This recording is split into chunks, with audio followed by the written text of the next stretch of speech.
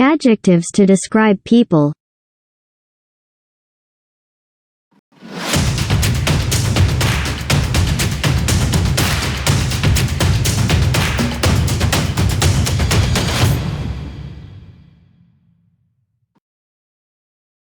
Kind.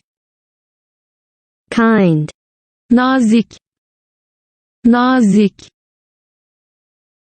Famous. Famous. Ünlü. Ünlü. Adaptable. Adaptable. Uyarlanabilir. Uyarlanabilir. Adventurous. Adventurous. Maceracı. Maceracı. Ambitious. Ambitious. Tutkulu. Tutkulu. Brave. Brave. Cesur. Cesur. Wise. Wise. Bilge. Bilge. Cheerful. Cheerful. Neşeli. Neşeli. Friendly. Friendly. Arkadaş canlısı. Arkadaş canlısı. Lovely. Lovely. Sevimli. Sevimli. Annoying. Annoying. Can sıkıcı. Can sıkıcı. Reliable. Reliable. Güvenilir. Güvenilir. Smart. Smart. Zeki. Zeki. Beautiful. Beautiful. Güzel. Güzel. Cute. Cute. Şirin. Şirin. Ugly. Ugly. Çirkin.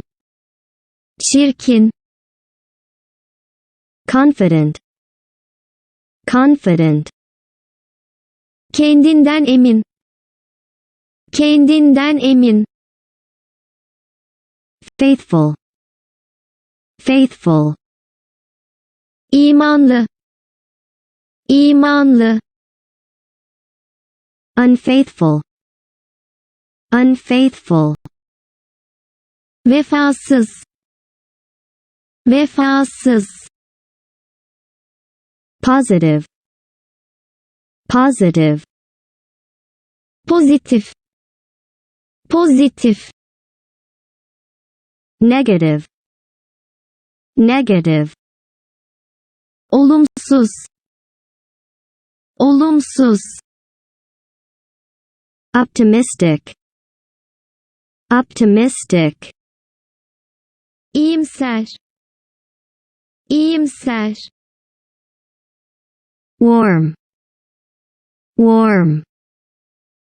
Ilık. Ilık. Cold. Cold. Soğuk.